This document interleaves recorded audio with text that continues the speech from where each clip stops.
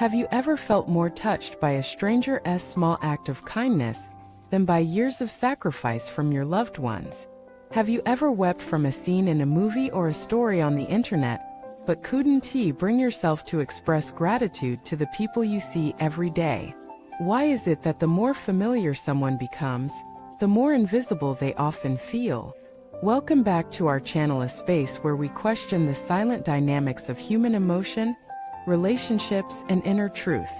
I'm your host, and today we are going to unravel a paradox of human experience. We are so easily moved by the kindness of strangers, yet so often numb to the people closest to us. At first glance, it seems like a contradiction. Shouldn't we be most grateful to the people who raise us, support us, stand by us in our darkest moments? Shouldn't the love we receive daily mean more than a single act from a passerby? And yet, here's the hard truth: the more familiar something becomes, the less we notice it. This is not because we're ungrateful. It's because the human brain is designed to filter out what's constant. It's a survival mechanism.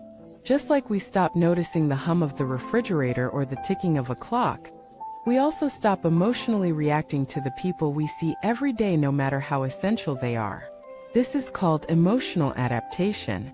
The warmth of a morning coffee, the comfort of a partner's goodnight kiss, the food on the table, the text that says "let me know when you get home," these things, if repeated enough times, become part of the background. They stop registering as acts of love. They become expectations. Meanwhile, a stranger opening a door for us, a barista offering a kind smile, or a stranger helping us pick up dropped groceries, these stand out. Not because they're more valuable, but because they're unexpected. They break the pattern. They remind us that kindness exists outside our routine. And so we cry at a stranger's empathy. We feel seen by someone who doesn't know our name.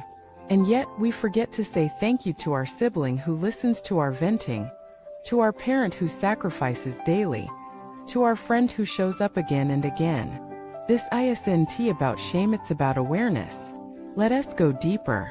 Over time, in close relationships, unexpressed appreciation turns into entitlement. We begin to think, well, that's just what they do. We stop acknowledging their effort. We stop seeing them as individuals with needs, emotions, and limits. And once appreciation dies, resentment grows. We expect our loved ones to always understand, always be there, always forgive. But no one is infinite. When we fail to recognize the emotional labor of the people closest to us, we don't just hurt them, we weaken the foundation of the relationship itself. And then something happens. A loss, a breakup, a distance. And suddenly, everything they did becomes clear. Regret is what wakes up appreciation, but by then, it's often too late. So how do we fix this? How do we train our hearts to feel deeply? Not just for strangers, but for the pillars of our lives. First, we must understand that familiarity is not the enemy unconsciousness is. You can see someone every day and still see them anew. You can look into their eyes and remember that they are not a character in your story, they are the main character in their own. Look at your parent not as mom or dad, but as a human being. Someone with dreams, failures, heartbreaks. Someone who may have sacrificed silently without praise. Someone who wakes up tired but still shows up for you. Look at your partner not as a role but as a soul. Behind the chores, the routines, the occasional arguments, there's someone trying, someone choosing you again and again. Look at your friends not just as entertainment but as warriors. They carry burdens they never speak of. They make time for you despite chaos in their own lives.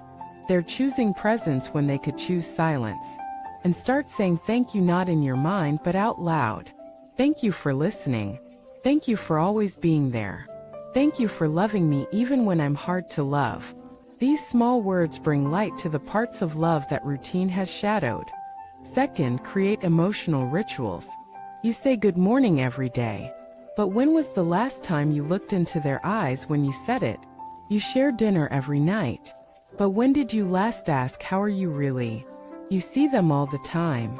But when did you last write them a letter, not for a birthday, not for an event, just because you care? Intimacy is not built in grand moments. It's built in intentional micro moments. Third, resist the urge to compare.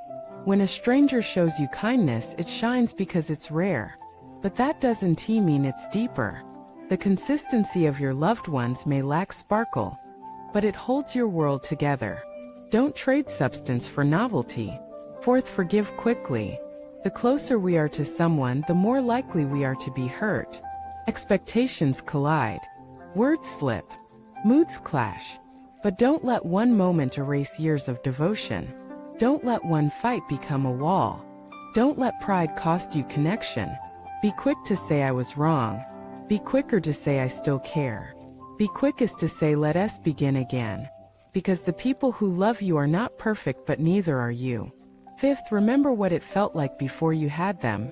Think back to when you longed for friendship, for partnership, for a family. There was a time you wished for exactly what you now have. Let memory awaken gratitude. So yes, the kindness of strangers is beautiful. It reminds us of humanity's goodness. But the loyalty of the familiar, the daily effort of those who stay, that is sacred. Don't wait for loss to see their worth. See it now. Celebrate it now. Thank them now. And lastly, be that person for others. Let your own energy be consistent, kind, and awake. Show appreciation. Initiate softness.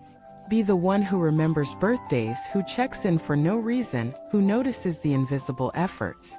You may not be the stranger who saves the day, but you can be the friend who never leaves. Thank you for watching this video.